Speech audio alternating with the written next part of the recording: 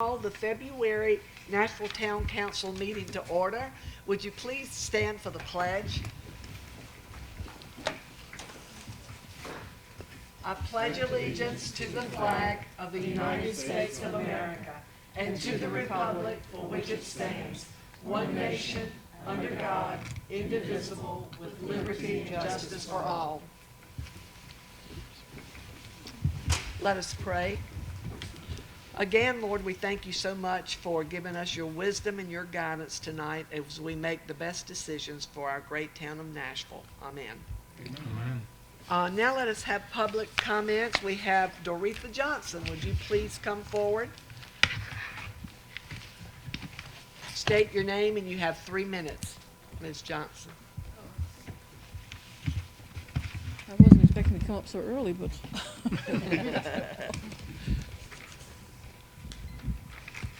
Doretha Johnson, 110 East Washington, here in Nashville. I saw in the paper earlier, last week, I guess, about revitalization of downtown. So I thought I might just bring up the idea of looking into historic preservation again. I inherited this book with all the information a couple years ago about some attempts to do some historic preservation here in Nashville from some of my neighbors, and I just thought that this would be a good time to bring it up since we were doing some revitalization to downtown. And I just wanted, rather than going into all that's involved, I just wanted to have this put in the notes that who I need to meet with to see if this can be revived again, and see who we need to talk to about it. Okay, that's it. Thank you. Thank you so kindly. We've decided to start our evening with the presentations that we have for tonight we're going to start off with the Economic Positioning and Vision Project, and that's going to be Bruce Nagenlin. So can you, Nagenlin?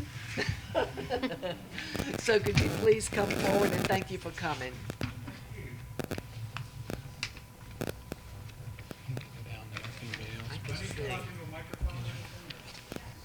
Do y'all need to move so you see?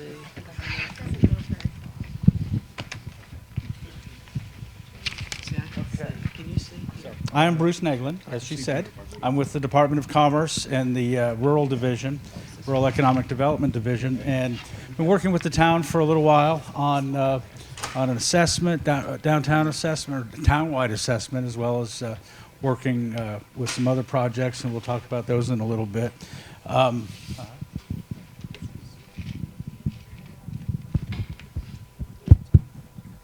Can you talk more into it like that? Oh, okay. Yes, it is. Okay. Good. Anyway, well, good evening. I'm Bruce Naglin, as I said. And Nashville was selected to participate in the Downtown Strong initiative back in the spring of 2019. And out of that, there were 2 priorities determined. One was to improve the downtown appearance and business opportunities, and the other was to organize and to address downtown issues. As far as the first one, the town engaged Hillary Greenberg to conduct an economic vitality plan for downtown, and she'll be doing a presentation on that report after mine. And then the other part of it was of the Downtown Strong initiative was to engage us, Main Street and Rural and Planning Center, to help restructure and train the MSD committee into a Downtown Development Advisory Committee, now known as the Nashville Downtown Strong Committee. And so that's what we've done. As part of the economic development assessment that we've done for the town at the request of the council, we did a SWOT analysis, strengths, weaknesses, opportunities, and threats, identified community assets, did some stakeholder interviews, did a retail market analysis, which I'm going to let Hillary do, and economic positioning and vision forum, which we'll talk about in a little bit, and also, and as importantly, developed a 12 to 18 month strategic implementation plan, so things to do. So some of the key community assets in Nashville Is that what that is? Is there a pointer on this one? Oh, okay, that's fine. Anyway, we did 6 categories: economic, cultural, natural, recreational, community, institutional, and governmental. Some of the economic assets included the town's and agricultural-based businesses. The Chamber of Commerce is a good asset. There's a National Register Historic District, which you were just alluding to. Historic homes, industrial parks, land available for development. The location is great and all that. Cultural assets include the Blooming Festival, the courthouse, the historic district, and the Nash Arts Center. Institutional assets include the Ag Center. There's 3 banks in town, a lot of churches, schools, newspaper. Natural and recreational assets include the parks and reservoir and walking trails. And then the governmental assets are quite a few, including the ABC store and the warehouse. And then community assets, which is really community and human assets, which are like the 4-H club and all those groups that are people-oriented. And you've got quite a few of those: dentists, doctors, Boys and Girls Club, American Legion, Business and Professional Women, Faith Christian Ministries, Lions Club, Masonic, and on and on. So that's really good. A lot of good stuff there. We also, as with through the strengths, weaknesses, and opportunities and threats and stakeholder priorities, did just sort of a little chart with the types of categories that kind of showed up most dominantly. And the first one was the economic development, the appearance of town and downtown, nightlife, especially in downtown, or lack of nightlife in downtown, growth, business, community, and government were all tied in terms of importance, and parking and promotion of town and downtown were tied. So some of those strengths include the agricultural regional hub that's Nashville, business stability, a lot of businesses that have been here for a long time. The historic district is a strength. The location to US 64 and I-87, 95, location to Raleigh. You've got low crime and it's safe, unlimited water capacity. Now, some of the weaknesses include aesthetics of the buildings in downtown, not so great. In some of them, businesses downtown close early. That was considered a weakness. Lack of nightlife, lack of parking, lack of town branding, no venue for larger social functions. And the town has turned a blind eye to neglected buildings, is what some of the findings were. It was also, and I shouldn't have used red, but the weaknesses and a threat, they were kind of related. And well, let me talk about the opportunities first. The block behind Washington Avenue is set up, or could be something that could be redeveloped and strengthened. Opportunities for breweries, winery, some upscale bars and social settings, places for people to gather especially. That's what people are wanting these days. Industrial recruitment, food opportunities, again, nightlife, that's an opportunity there. Parking perceptions, to change those parking perceptions, and also a plan for growth. This ties into the red marks that you see up there that look like red blocks. But they say the community is resistant to change. There's a fear of growth under weaknesses. And again, the threat was the community resistant to change. So those are the things that we have to work on in Nashville. There's a perception, whether it's real or imagined, but it's something that should be worked on. So those could also be turned an opportunity as well. So this is downtown Nashville. Downtown district is blue, and the historic district is tan or gold. The municipal services district, or the MSD, is also the blue area. Just wanted a big, larger thing, but there's 3 sections. Where the circle is sort of the historic, traditional downtown area.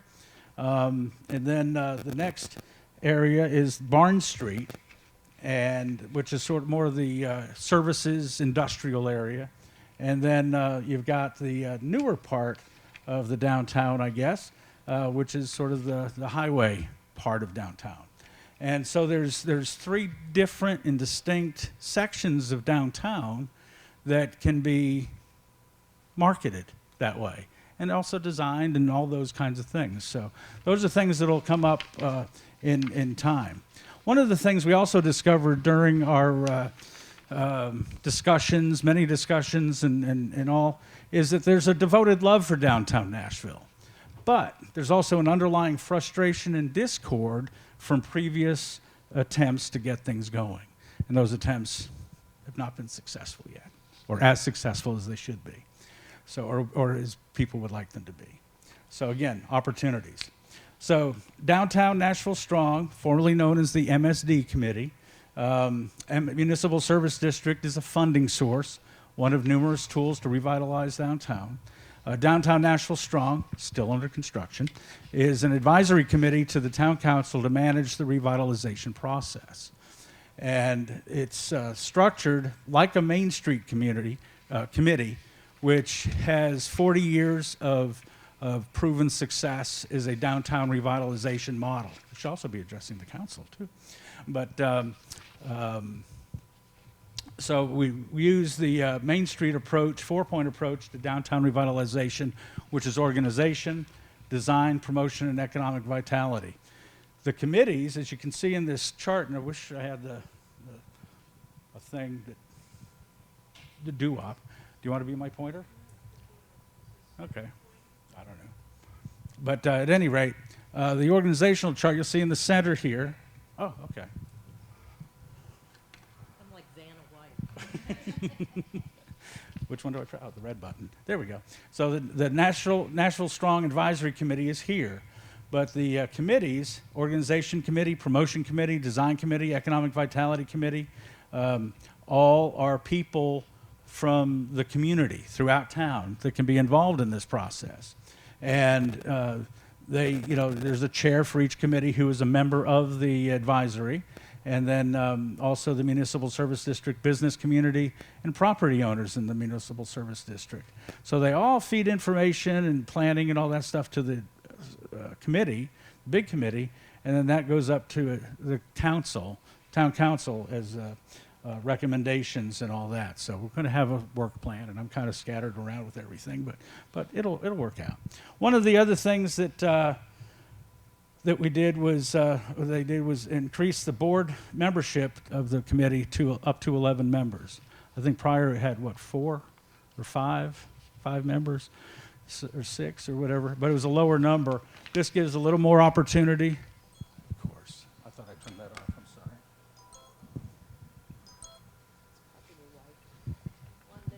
That'd be bad because I'm not married. Yikes. So anyway, yeah, so 11 people can be on this committee.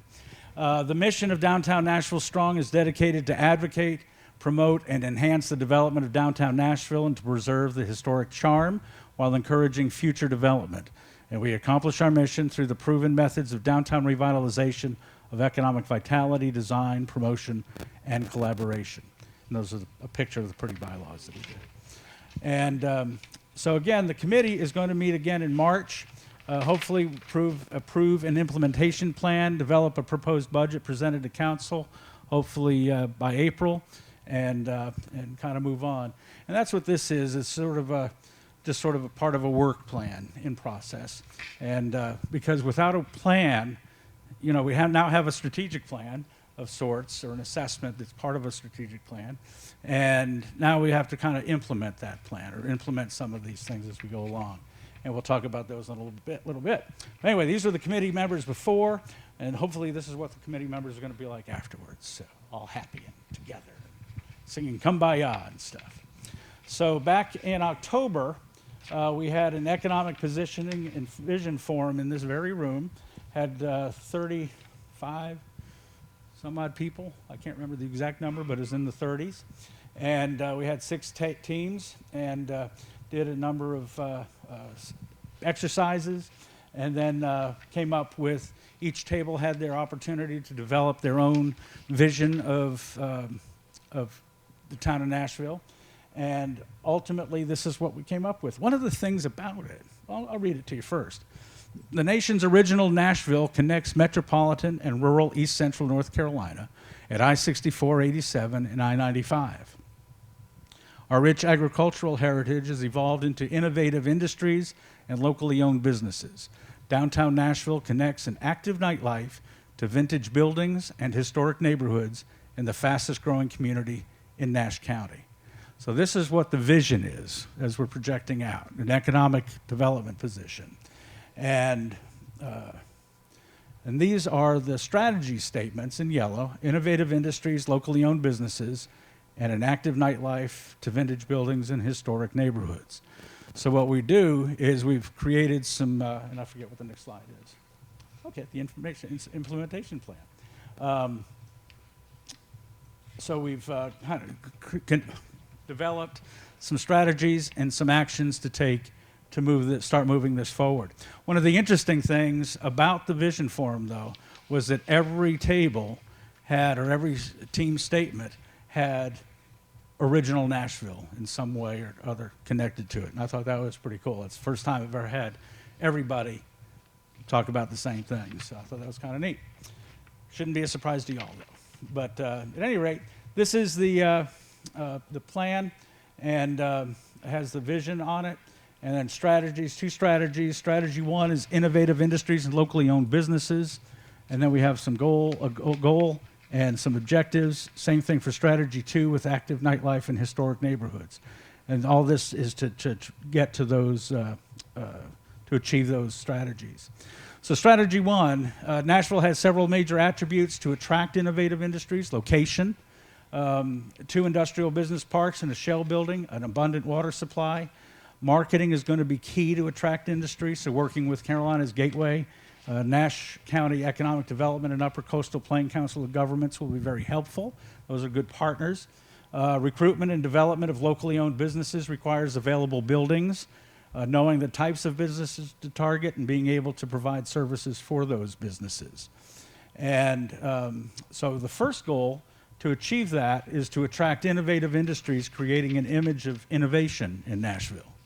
And one of the objectives is to take charge of Nashville's economic development program. And the first action would be to meet separately. We're getting a little bit into the weeds. I don't know. But, I guess to take charge of the economic development program. The next objective would be to develop a Nashville business retention and expansion program, basically working with the existing businesses, finding out what they need, developing relationships with them. And then the third objective is to attract at least 5 new industrial recruitment leads and land 1 new business industry for the industrial parks or other developable areas in Nashville by December of the end of the year. And then it kind of lists some ways to do that. So strategy 2 is active nightlife in historic neighborhoods. An active nightlife in downtown Nashville seems to be a high priority amongst those in town, especially downtown. That is something to aspire to and can be achieved, but there are some preliminary steps to get there. But historic neighborhoods already exist. Commercial buildings are within the historic district as well, and both can benefit from each other. Younger people want to do authentic things in authentic places, and Nashville can be improved upon, I guess, to become even more authentic or to show its authenticity. And that's the whole municipal district, from the traditional downtown area, Washington to Alston to Church and Barnes Streets, along West Washington to the interstate, full of opportunity for development and redevelopment, embracing successful daytime as well as nighttime activities. Goal 2 is to create a successful and vibrant downtown. Again, increase visitors and foot traffic to the downtown areas, increase the number of locally owned businesses downtown, and to improve the aesthetics and appearance of downtown business district through public and private investment. So these are the things that the downtown, I can't remember, get the words in order. Downtown Nashville Strong Committee is going to be working on. And so they're going to need people from the public as well as their own selves and other people from around town to help make these things happen. And there's already a list of things to do, and so we can try to work that out as we go along. So anyway, and I apologize to the council for having my back to you most of the That's time, fine. but I think you were reading the presentation from there anyway, so that worked out. Any questions from y'all? Anybody else out here that, commissioners or town managers or anybody else like that? No? Okay. Well, then in that case, we're going to let Hillary do her thing. Okay, thank you, Bruce. Okay, thank you. Okay, Hillary, take it away.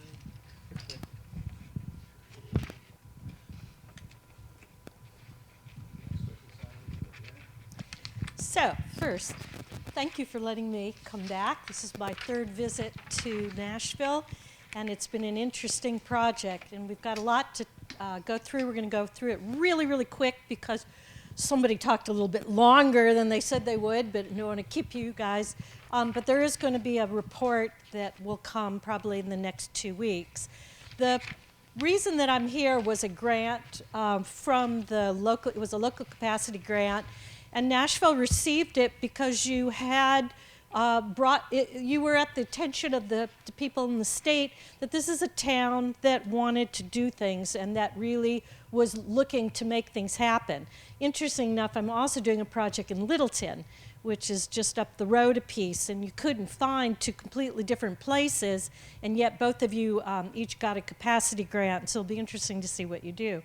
So tonight, I just want to go through a couple ideas that we had, and I know that sometimes it's hard in a public setting to say, I really don't like any of the things she said, but if there is something I say that you think, gosh, that just isn't going to work here, then you make sure that you get that information to Julie or the town manager, because the last thing we want to do is to give recommendations that really are things that are things that the community didn't want to do. But I do want you to aspire to do more than where you've been now. And to be honest, I've been doing this for 40 years, and there are a lot of towns I work in that it's like playing cards. You get a hand, and you want to say to them, guys, I think we need to fold. Nashville's not a town like that. There's really no reason for you not to be able to achieve just about everything that you want to do. The problem has been is there's so many people with a lot of different ideas, is getting everybody together, getting them on the same page, and then obviously you need to have volunteers, and you've got to have a little bit of money. So I would like to say that when you have consultants come in, it's a little bit like having company. You end up doing a whole lot of work that you think, really, well, I'm not inviting anyone to come to my house for Thanksgiving. But I really do appreciate the help that I got from both Bruce and Julie. And this is the first time, normally you get a t-shirt, you get a mug. I got a whole case of sweet potatoes the last time I was here. And oh my God, it was right before Thanksgiving. I was the most popular person in the world. I've been handing out sweet potatoes, but I'm finally down to my last two. So just let me say is that you've got some really unique people and businesses in the town. So we all get why we're here, right? We're trying to improve downtown. When we say downtown, we mean the town, right? It's a small footprint. But what we're really trying to do is not so much about bringing in a few new businesses or bringing in a cool new restaurant, and we went and ate in your really great new oyster bar, who doesn't want to have any advertising because he said, as it is, he can only have 40 people that can come in. So if he advertises, there'll be 200 people waiting to come in. But what we're trying to do is create a place that people will want to live here. And they will bring their companies, whatever those companies are. And those businesses that we might have in our small little footprint of our downtown are going to be the icing on the cake. But sometimes what we're finding is that those companies can go anywhere. And they don't want to go in places that are just the same. They are looking for unique. They're looking for authentic. And so some of the things that we're trying to do in Nashville are trying to create a place that then those things come. And the thing that you have to realize is whether you don't want change or not, it's coming. So the question is can we control it and can we make it ours? And we found in North Carolina, as all of you have seen as you get closer to Raleigh and here in Charlotte, there's a lot of towns that have been blown over by the development and growth, and they're no longer the place that people remember. And that's been a bit of a worry in Nashville, is you want to retain who you are, but we also have to allow ourselves to change and grow. And particularly we want to attract people that are under the age of 40. So how do we do that? Well, there are some things that we found to be true. Doesn't matter, everybody's a special snowflake, but there are some things that are true no matter where you go. And that is you have to have a team, players. It can't just be a bunch of individuals who have a really great idea. We have to get everybody on board as best we can. We have to have some stakeholders. If the town's not on board, it doesn't really work. I mean, that's just sad but true. And it also is true that if you don't set your own standards as high as you can make them, nobody coming in ever goes, oh, I want to do the Taj Mahal. They all want to come in and cut corners and do the least that they can do. That's just human nature. So as a town, we have to really adopt high standards because it never goes up unless you set that.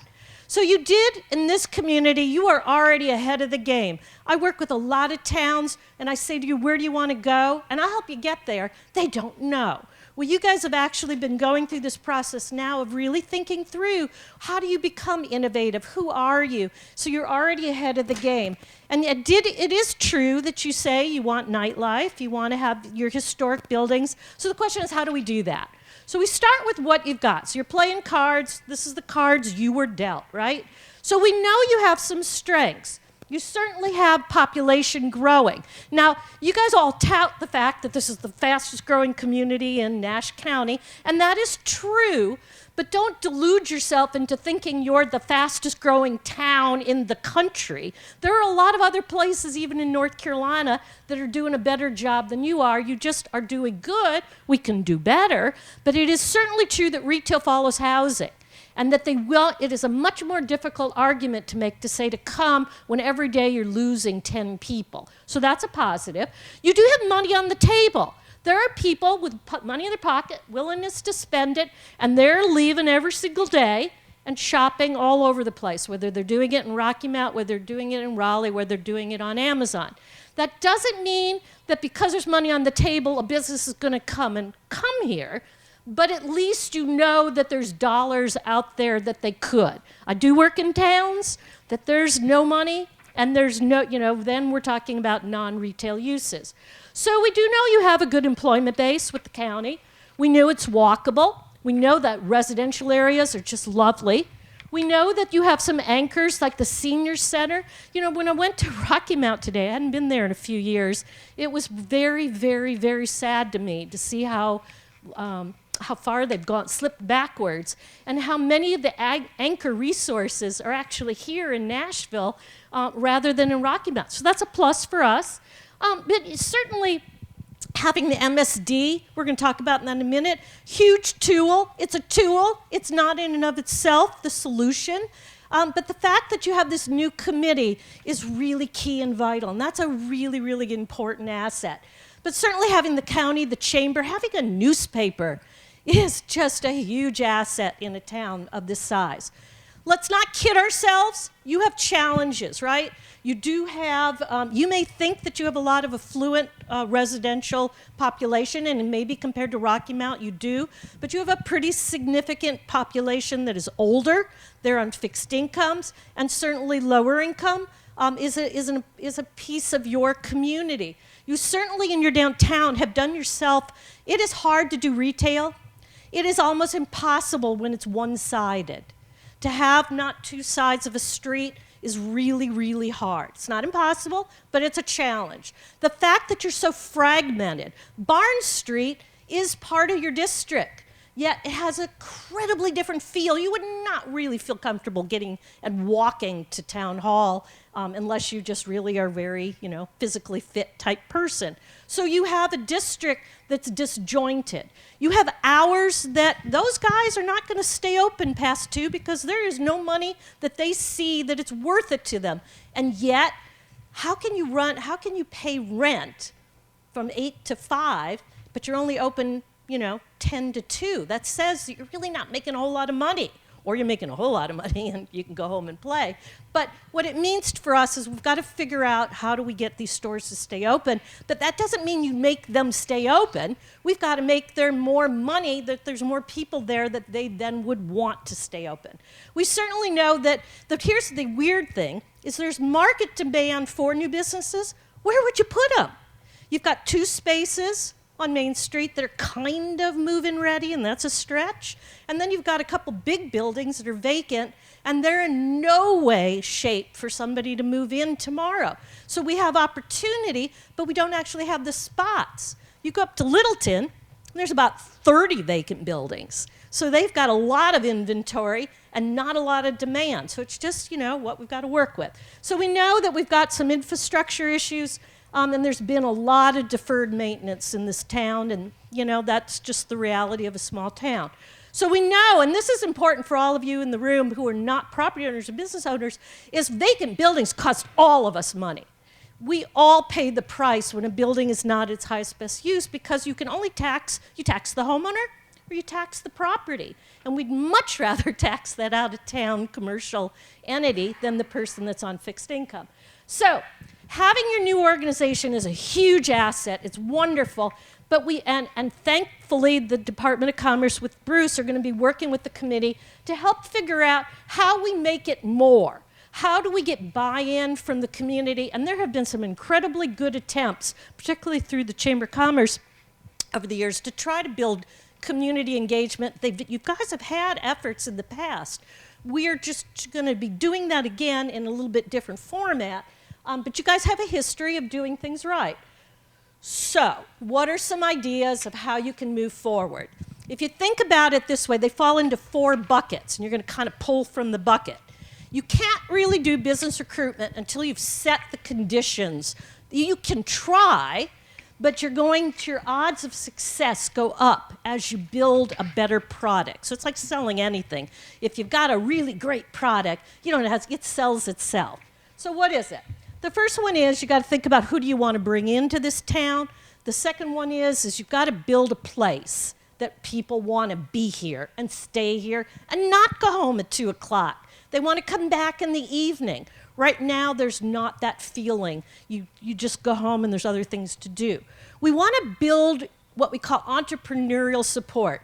You can bring folks in, but if I can keep somebody who's here and help them build their business, whatever their business is, in the end of the day, we all benefit from that. And we can start as young as, the 10-year-old and move them up into entrepreneurial land.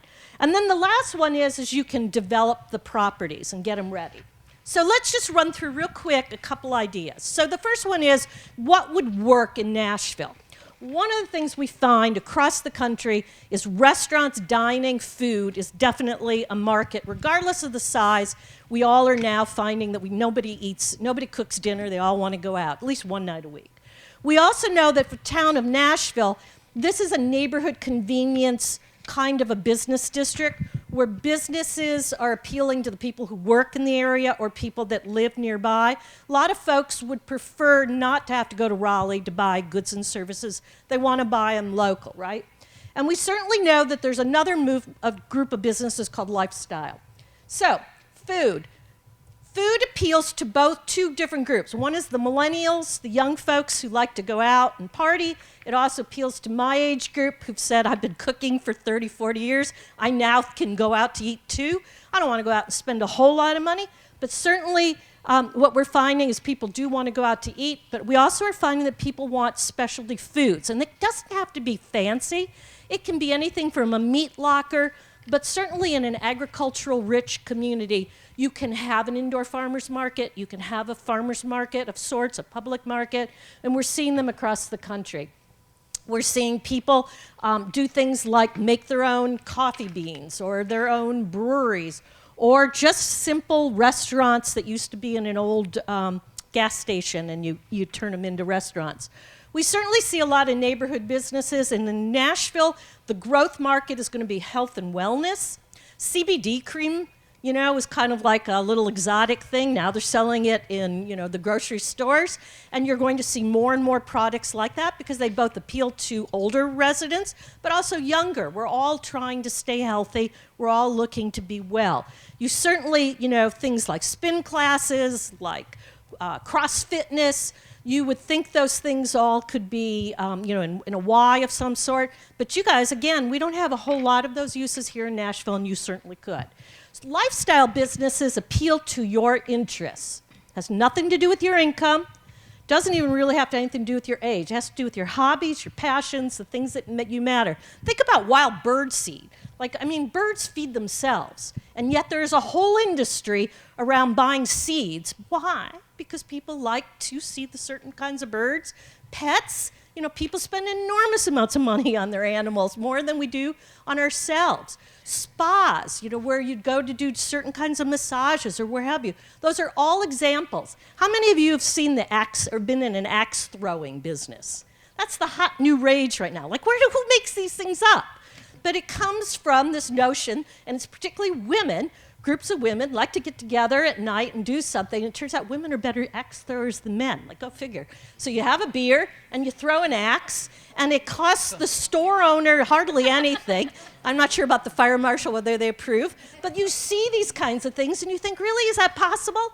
But those appeal to people's hobbies. Escape rooms is another one. Like, who comes up with these things? But you will see those kinds of businesses, and you should see more of those in Nashville, and we don't. And if we had them, there'd be things for people to do at night, and it would begin to give people some more things to do other than just going out for a meal. So it can be anything from a do-it-yourself class, it can be the farmer's market, the breweries. People don't really like beer. The reason there's so many craft breweries is, yes, there's the aficionado really knows their beer. Most of us go there because it's like an experience. There's all these, you see people, there's things going on, you play a little cornhole. So it's a kind of an activity, more so, and it costs you $6 for your glass of beer, which I grew up, beer was like $2, so whatever. But there also is a need in Nashville for some non-retail uses. You don't have that bed and breakfast. You don't have your Airbnb. If you had a really cool, the restaurants, as you get more of them, people are going to want to stay. They don't want to drive to Rocky Mount to stay overnight. So we're trying to figure that piece out. You have opportunity sites in your town for infill housing, for maybe some more medical facilities, maybe for an educational piece. So you guys should not be limited just by the buildings. You have vacant lots, and you have some buildings that maybe can be reconfigured. So there's a possibility. So that's what could be here. How do we get it here? Well, the first place you start is place.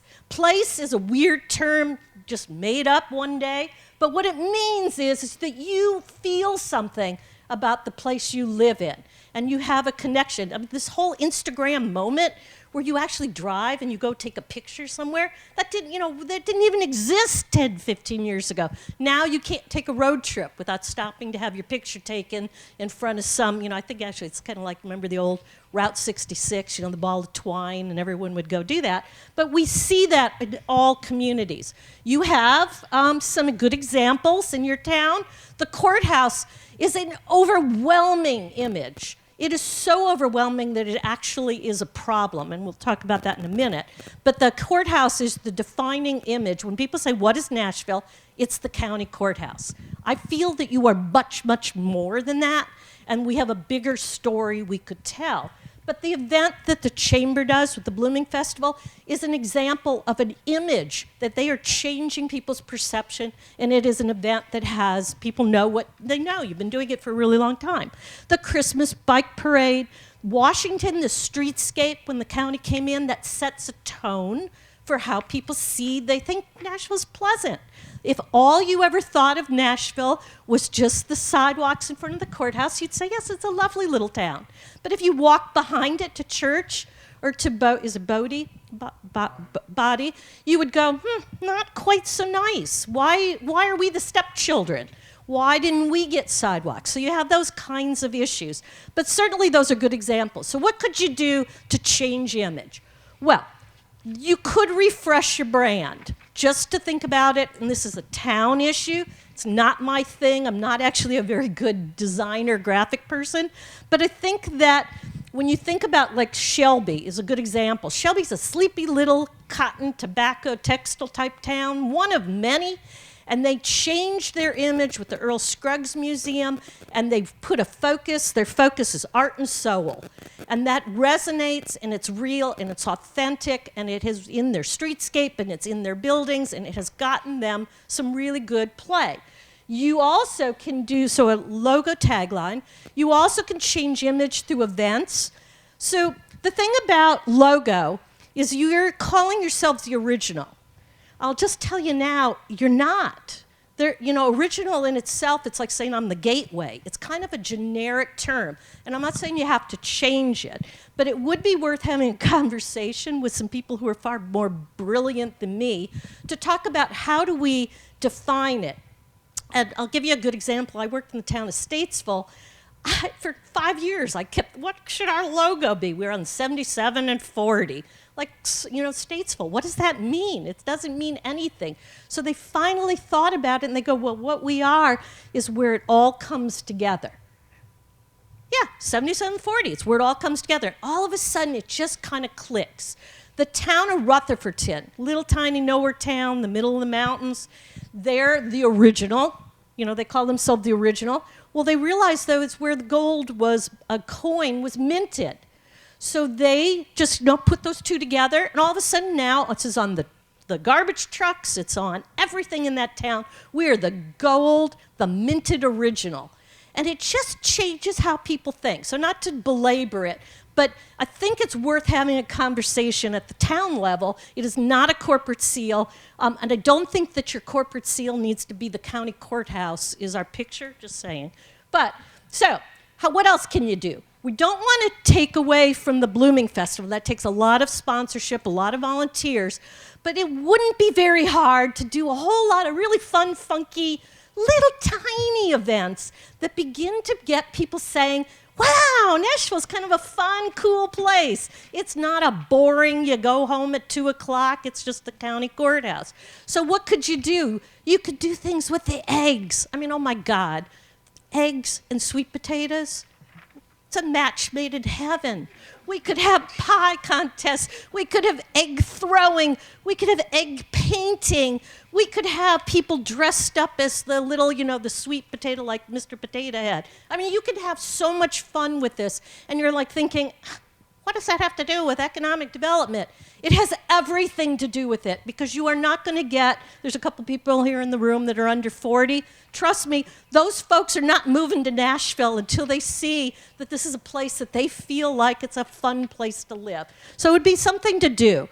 Laurinburg took a boring parade and turned it into a month-long event called 'Tis the Season, and it has brought a community that was racially divided, age divided, and is bringing them back in a way that I'm amazed. So it doesn't have to be anything big, but it's just something to think about. You can do a PR campaign. I know that the Oyster Bar, he doesn't want any publicity, but oh my God, that's an Our Magazine story. You'd have people coming and stopping there on the way to the beach, and if they came, eventually maybe the other restaurants in town would go, maybe we should stay open at night too, because you can only get 40 people in there. So where are the other 100 going to go? So I mean, it sort of isn't something where you're browbeating people. It just makes good business sense, right? Okay, so you need a plan. City, town, this is town issue. When you look at Barnes Street, you look at Town Hall, it's lovely. They've done some nice landscaping. Library, a little bit, not so much. But what in between, there's nothing. And yes, there's no money to do it. I get it. But if you don't have a plan, you will never get the money. And there are possibilities down the road that the money can come once you have the game plan of how you're going to connect Church Street to Washington Street and all the land in between. And it isn't going to cost you that much, and if you don't want to spend the money, I think you could get a graduate student with NC State to come work with you over the summer, and it would be a cool thing, because again, Nashville's small. This isn't a big, huge project. So you have lots of opportunities to create place. You look at these things, they're not so great. And they could be, without a whole lot of work, done well. You have wayfinding signage. It's a C. You get some points because you have it. But is it cute? Is it funky? Is it original? Is it unique? It could be better. You have views, so you see that. Vibrancy is another way you create place. And it doesn't, again, cost you money. We're not talking about spending hundreds of thousands of dollars. You get the kids to do a little crosswalk. And yeah, maybe it only lasts 6 months, but oh my God, every parent's going to come down to watch their kid do that. You do the giant egg. I mean, there actually is a town in Washington that has a huge egg as their gateway into town that fits into your Eglin Best. You get the kids in the high schools to do planners. I'm not saying, again, you have to spend money, but you have no, this is a vanilla town in terms of your streetscape. We could do better. The other thing you can do is put feet on the street. The county has huge parking lot. It has a big plaza, and it is dead. It is dead 24/7, other than people walking in and out. Why can't we have some miniature golf that we set up there at lunchtime? Why can't we get a little band to play? Why can't we get the park where they do the music to be able to come in the summertime where it's hot, everyone's complaining that there were mosquitoes. Why can't they come 1 month, 1 week of the month to come to the parking lot at the courthouse? So those are place. The second thing you do is you help the folks who are already paying the taxes. Those are the business people who are here. What could we do? Well, luckily you have a chamber and you have economic development people, so we're not starting from scratch, but what could we do as an organization in the town? And usually it falls into sort of 4 buckets. We give them information, we help you with some promotions, and then we work on making the buildings look better. So you guys do some things. The chamber does a really good job. They have the ribbon cutting. You have some, actually in Nash County, you have more small business assistants, good small business assistants than most counties do.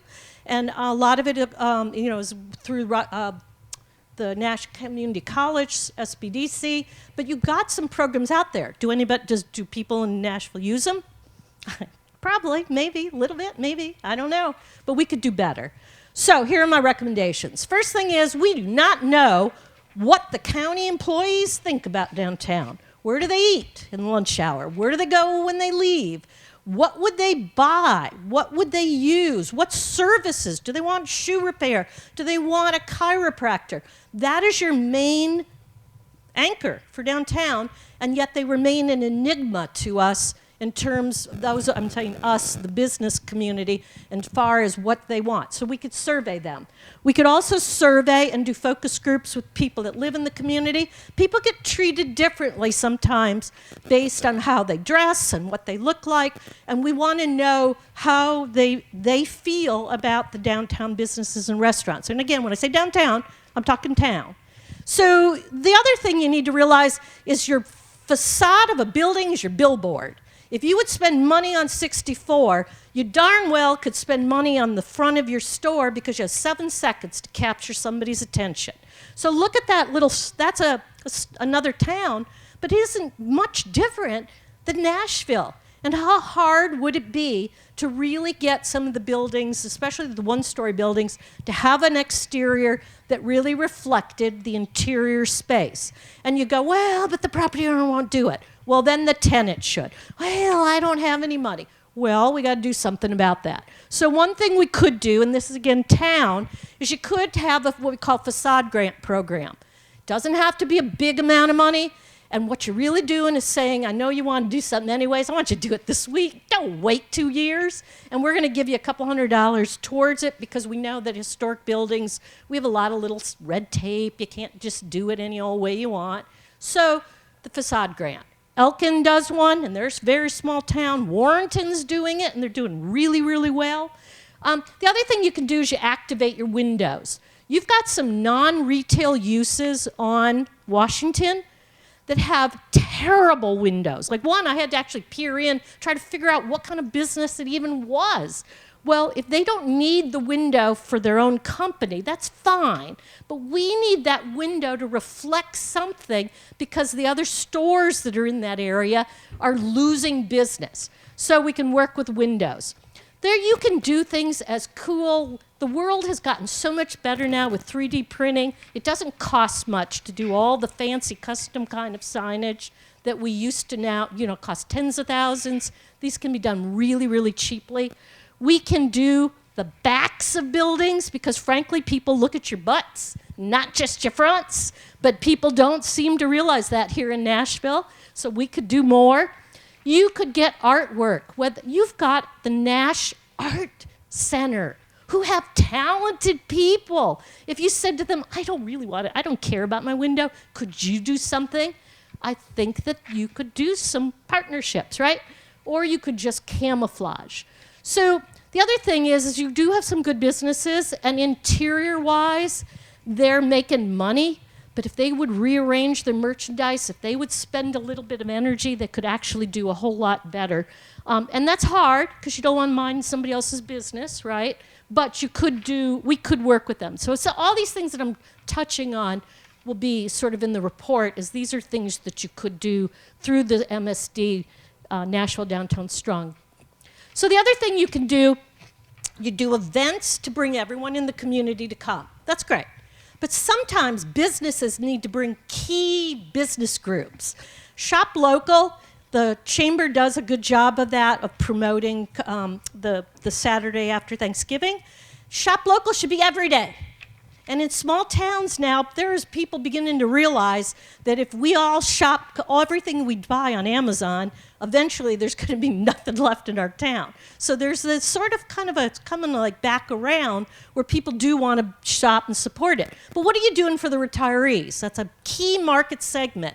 Do we do things that appeal to them, whether it's health and fitness? You might have a walking group where they eat at the coffee shop and then they go walk the district. Maybe you do something for families. In Littleton, we're talking about closing a street one Friday every month in the summer, and the kids are just going to come down and ride their bikes. It's nothing big, but this town, everybody goes out of town to work. They've lost the connection. They don't know each other anymore. So it's a way to bring the community back. Could you do that in Nashville? Wadesboro did a Turn Back the Clock fest, kind of like more of a 50s thing with classic cars. Oh my God, it didn't cost very much, and they had thousands of people. And it's like, really, are these people from Wadesboro? It's like, yeah, they are. They just never came to anything before because there wasn't anything for them. So you can do some things with training. One of the things that I do think there's some talent here in Nashville, we could form a mentoring group that we could offer help to some new business or an existing business. And that's a service that, again, we can do it. And a lot of the things that I think, one of the real things we're going to talk about in a minute, but there's going to need to be a partnership between the chamber and the county and the Nashville Downtown Strong. And everybody's got to figure out like what their piece is in it. And some of you wear multiple hats, so we're just going to have to figure it all out. But we do want to really focus on the youth. And in Nashville, that's really important because you've got families starting to move back to this community, and we want to capture their kids and get them engaged, whether it's 4-H, whether it's junior achievement. But if they could be part of our community, that would be very cool too. So one thing that's been very successful across the country is something called Shark Tank. You've all seen that on television, where you can do your own version of it. And you do a business competition, and you do it through Nash Community College, SBDC, and they have a contest, and people say, I want to open up, and I want to open up, and you all come to it, and everyone puts in $5. You pick the winner, and the winner gets to go into the space of one of the buildings that's vacant in downtown. What have you done? 1, you vetted it, so you know it's a pretty decent business. 2, you got a lot of PR for it. And 3, all the 20 other people that signed up and were part of it, they may end up opening a business too. Marion, Virginia, and Marion, North Carolina both do this on a regular basis. Marion, North Carolina does a business education, and then they do the competition. They've gotten 50 new businesses over a 15-year period. That's a lot of good folk moving into their town, all from just one fun thing. Elizabeth City does one too. So let's turn just real quickly. How do you actually fill the vacant buildings? Because you've got a few that are stubborn, kind of very difficult problems to sort of solve, right? But part of it is also, though, is you've got to be able to work with property owners because they own the buildings. They get to decide what they want to do with them or what they don't, right? To some degree, that's true. You guys do a little bit. You are blessed in this county because you have a retail economic development person, small business development person, and most counties don't. You also have received 2 grants already to help you further this process. So the state of North Carolina kind of thinks of Nashville as being worthy of, they don't like to put money into things that are going to fail. So they kind of know this is a town that's doing good things. You also have the historic district. Again, Littleton, we're talking about trying to do a survey to have one. So, and you actually have a downtown incentive program. It hasn't been used very much, but there is one. So you aren't starting from scratch.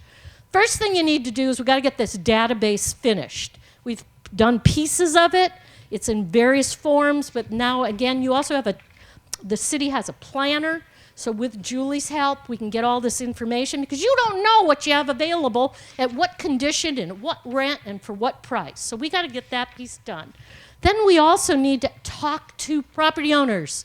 And we say to them, what did you really hope to achieve by owning that building? What was your dream?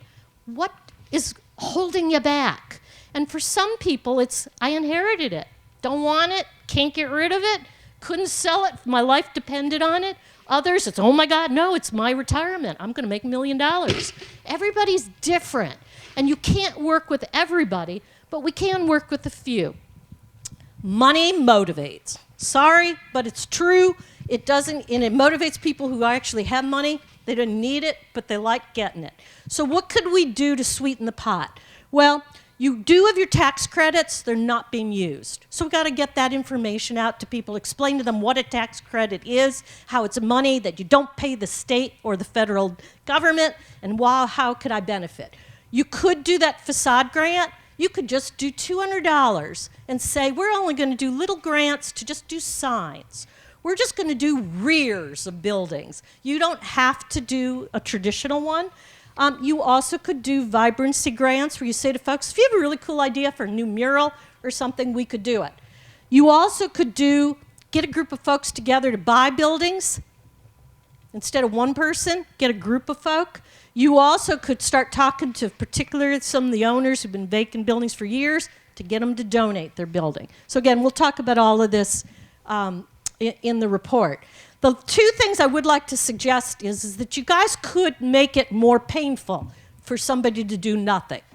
And there's two ways you can do it. You can do a vacant building registry, where if you own a vacant building, you have to register it with the fire department. They have to be able to inspect it. They have to know how to contact you, and they must have insurance. Surprisingly enough, a lot of people own buildings in this town. They don't have fire insurance, and they don't have liability insurance. So when the next hurricane comes, you're all in trouble. So that's one tool. Warrenton has done it.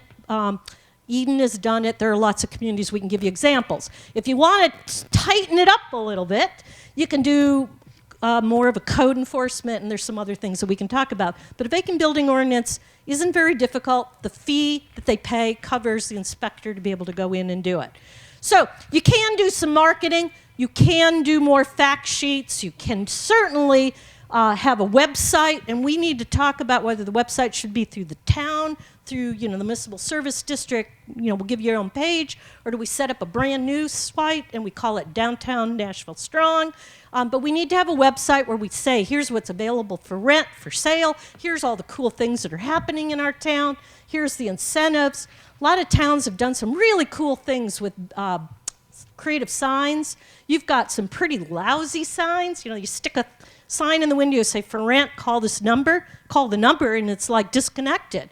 We could do better, right? If we really wanted to sell or lease these properties, we could help them market it and make it look good. Building on the left is the same building on the right. Costs $200. Stick a vinyl-clad sticker in the window, and it covers the window, but it also makes somebody go who's driving through the town, particularly when the Blooming Festival's coming. You get a lot of folks coming from all over the Raleigh area, and they're going to go, whoa, that's a really neat building. Never saw it, because it's just been there for so long you don't even notice it. So something to think about.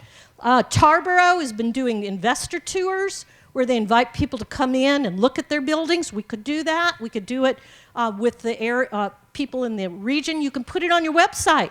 How many of you use Airbnb? You would never rent a place without looking at it before you leased it, right?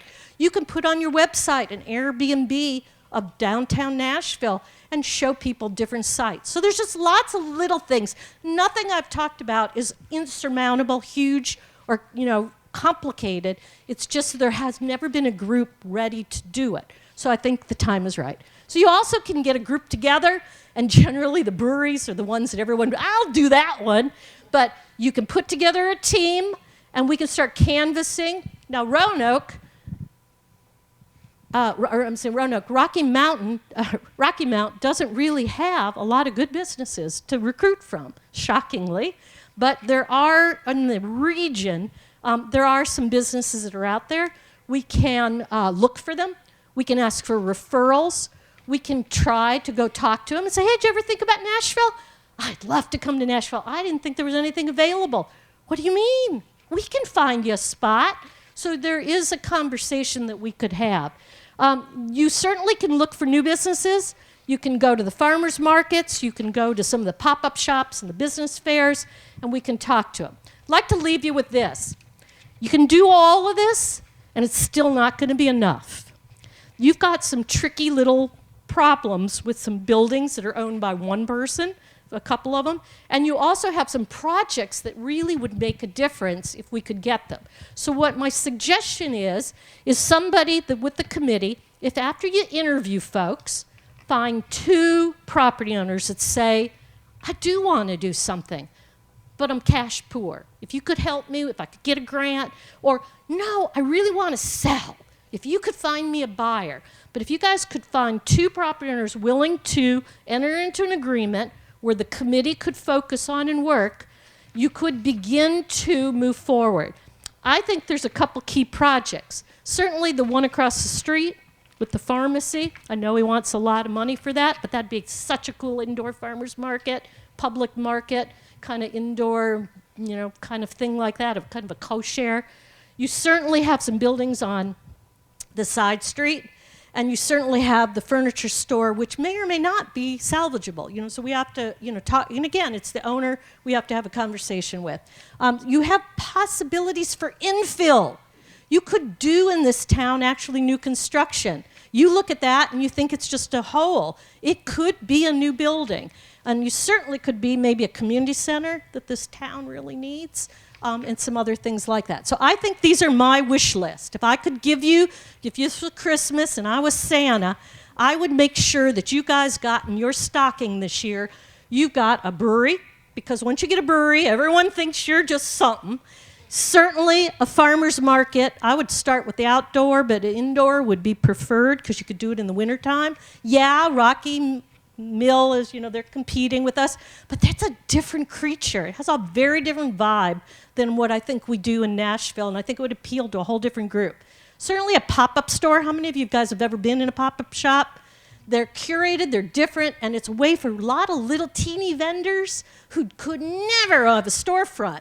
They can come into one storefront and do a really cool project. It might be clothing, apparel, but it could be gift and home. Certainly co-share. Wadesboro, which has got a lot of problems, did one really cool project right. They put together the county, the chamber, and their little downtown group. They put in a coffee shop, and then they rented out the whole back of a Rose's department store building for incubator companies that want to move to Anson County and are looking to do stuff, but they needed temporary space. So we call it a co-share kind of office space. You guys could come up with a project like that. That would be great. And then lastly, you've got vacant lots. If we can't get a business to say, I think I could make it, let's get the fashion trucks to come on certain times of the day, and if they come regularly, generally they'll eventually say, yeah, we need to open up a brick and mortar operation. So those are things to think about. So just to wrap up, so here's my 10 and 20. 10 things you could do in 2020, and we've already kind of lost 2 months, so you're gonna have to work really, really quick, but these are easy. You can do one new event, even if it's just the sweet potato parade, or the sweet potato throw, basketball throw, whatever it is. We can do one vibrancy project, or we do something really fun, something funky and cool. We can revise that website, whether it's downtown or the town. You can do the survey of businesses and say to them, what was the one thing that's making you crazy? And they would tell us, and then we could at least know that information. And if they say, we wanted Christmas lights of X, Y, and Z, we would have known that You know, sometimes we create problems for ourselves because we don't have the time and luxury to have the conversations that we need to. And so Nashville, we understand that, so we don't want to replicate problems we've had in the past, right? We can interview the property owners and say, what did you really want to do with your building? You can do that facade grant, the window activation, and lastly, you can put the buildings that are available for sale on the website. And if you do that, I think you guys, in a year from now, will go, my God, this was so easy. Let's do 10 more. Well, and that's where Bruce is going to work with you, because certainly the next 10 cost a little money. Town has a lot of other challenges, but there are some things you guys can do, whether it's another loan program or a new logo or the master plan. And certainly, there are some hard nuts. And some of the hard nuts, the smaller the towns, you know the folks. People don't like telling each other how to mind their own business. But sometimes you just have to kind of get in there and get the job done. But certainly getting a brewery, getting that Airbnb would be huge. So, you know, everybody wants to change. Nobody ever wants it to be them. And that's the challenge, right?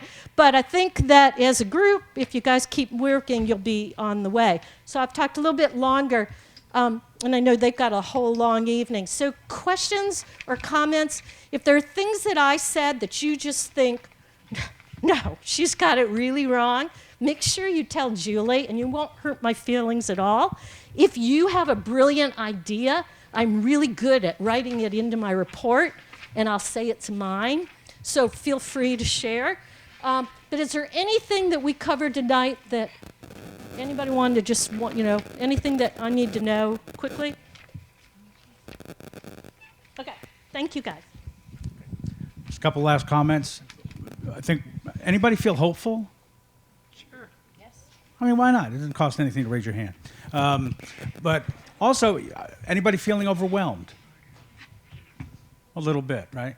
So anyway, the thing is, you don't have to do it all overnight, although she gave us an assignment to get 10 things done this year. So anyway, we'll try to get some of those done. That's right. But the other point is that I want to make is you don't have to do it alone.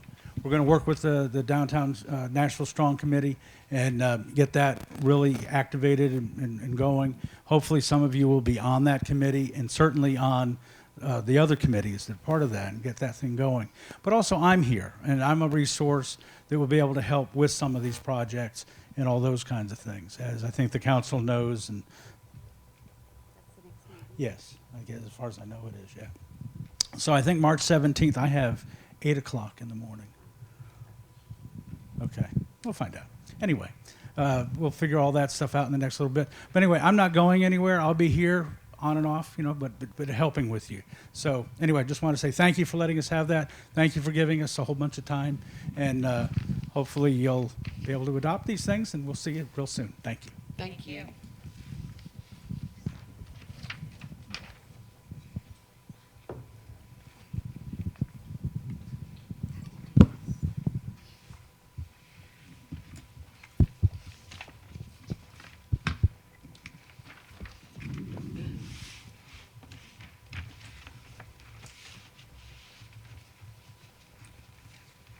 Tonight we have 4 items for consideration, so I'm going to start with the first one, and it is, I'm going to read you the summary, and then I will get to Keithla to talk if we need that. But anyway, the summary of the issue is this. H.D. Cooley Library is seeking to develop a science, technology, reading, art, and mathematics program.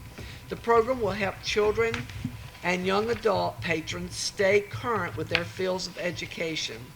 The participants will gain hands-on instructional and visual learning experiences. They will be given a platform to showcase their artwork and science projects for the community to enjoy, leaving their footprint at Cooley. The program will help children and young adult patrons stay abreast with robotics and computer science. Participants will broaden their math and reading skills and learn different art styles. The purpose of this LSTA grant proposal is to request technical devices, supplies, and furniture to be used for the children and young adult science, technology, reading, art, and mathematics program. They're seeking approval from the council to fund the matching grant. The town will be required to fund the full amount in the budget. However, this is a reimbursable grant, therefore the town will be paid back. The grant application is due March 1st to include this item in our budget for next year. The council will be reimbursed $15,866.25 due to the 25% match. The match equals $5,288.75. The total grant proposal request is $21,155. Council, do you have any questions? Would you like to tell us more about it? I just had some questions about the reimbursement process. So I know the Could you come up application to is the due mic, please? Thank you. in March. So I wanted to know, when is it granted or denied? When would we be reimbursed, and what would be the process for reimbursement? Right. So, I'm sorry, Tequila Austin, Library Director. So yes, so we'll find out in June, because it's the fiscal year for 2020 through 2011 for what we're requesting. So we'll find out. We'll find out whether we've been approved or it's been disapproved. And the way it works is we're supposed to get the money, if being approved, we'll get it in July. But we're supposed to, before we get the money, we're supposed to already purchase everything once they tell us we can approve.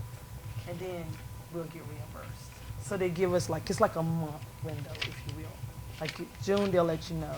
Then July, you'll get the money, but you have time to get the purchases, of course.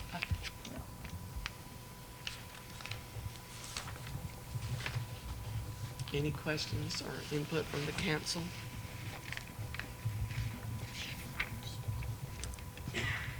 Do we have space available in the library right now to house all this new stuff we need to get?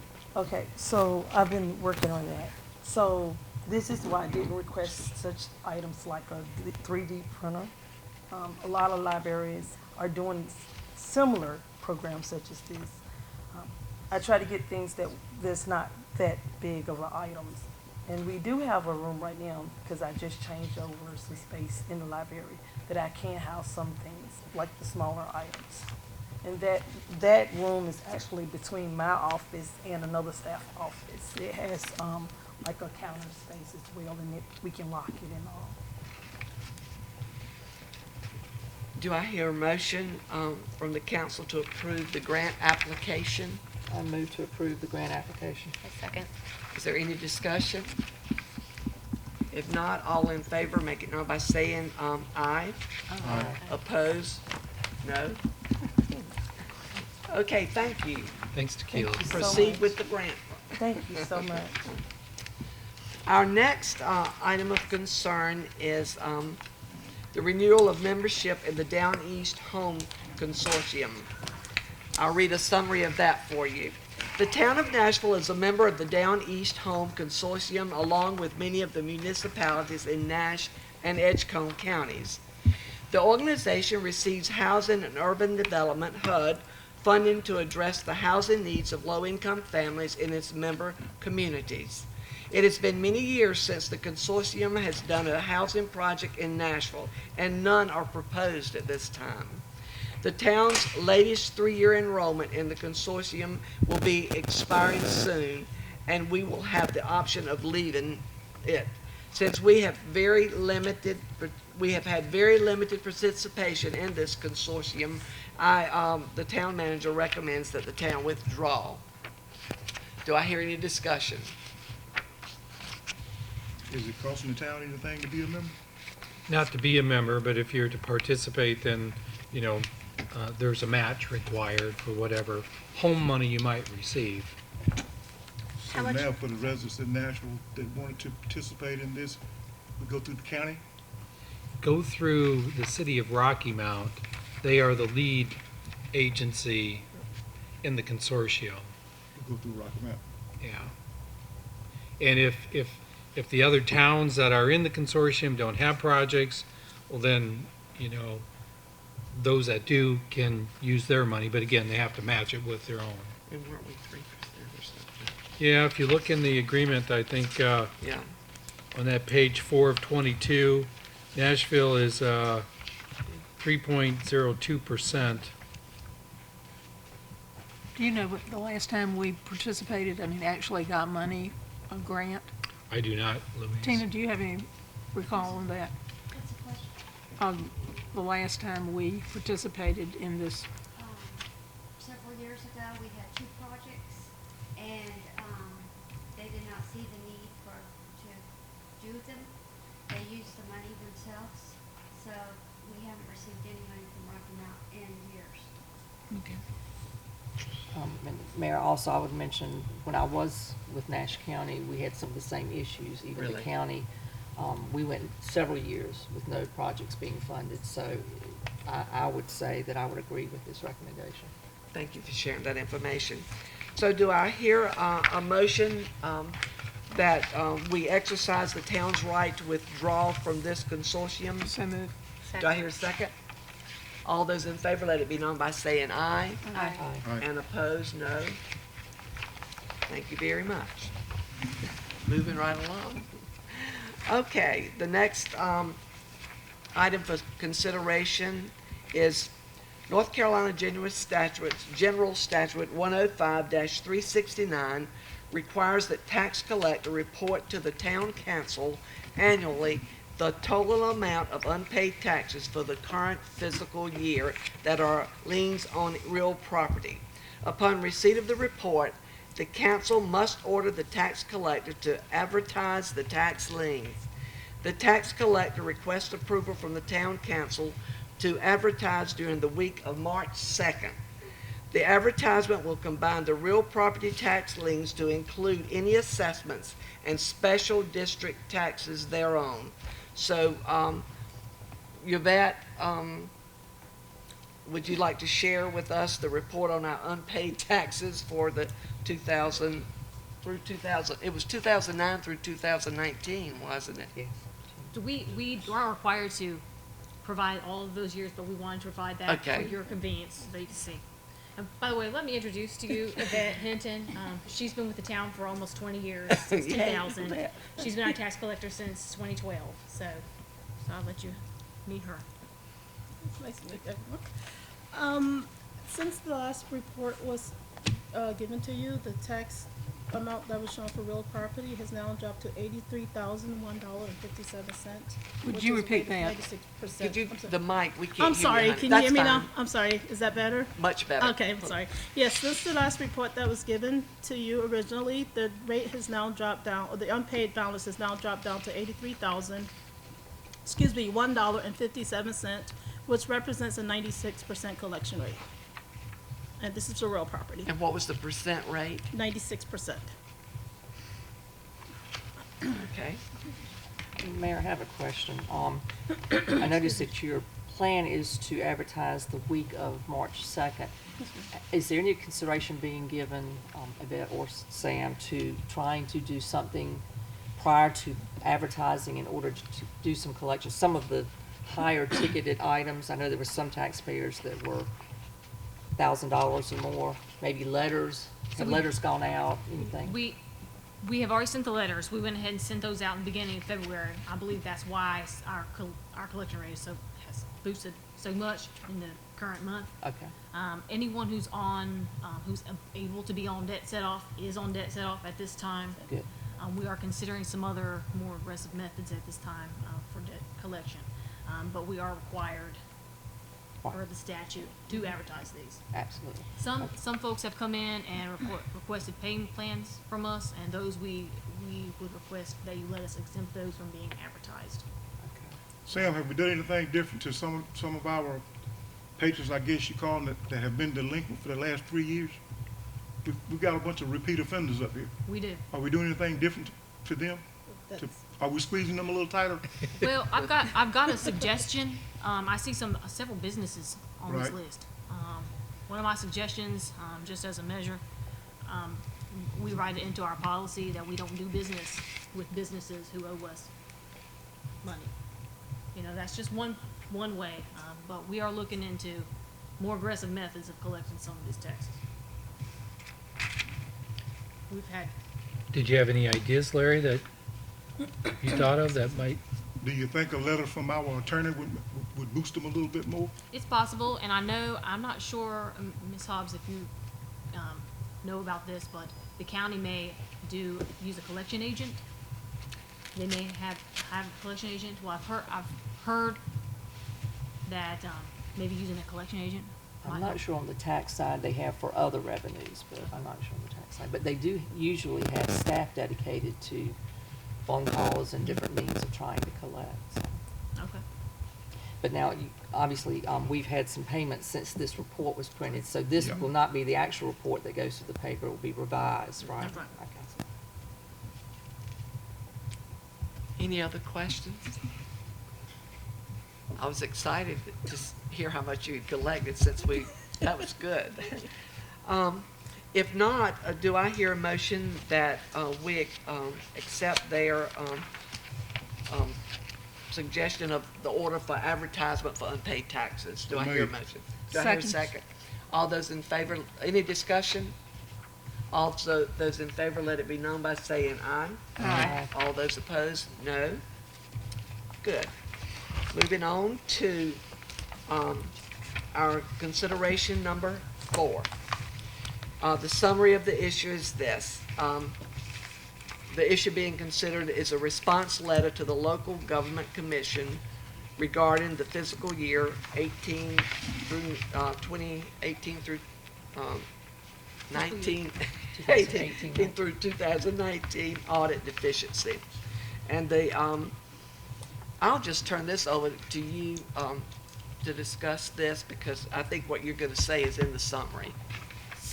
Or do you want me to just read the summary? That's right. So, as you all are aware, we were dinged on a couple instances in our audit.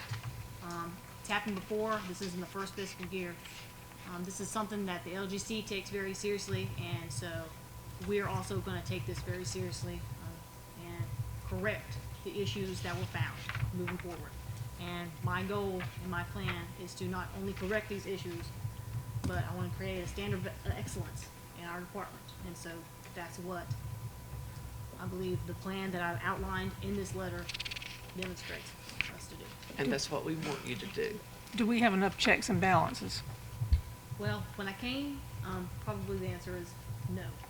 So we've been revising processes internally and getting those checks and balances in place.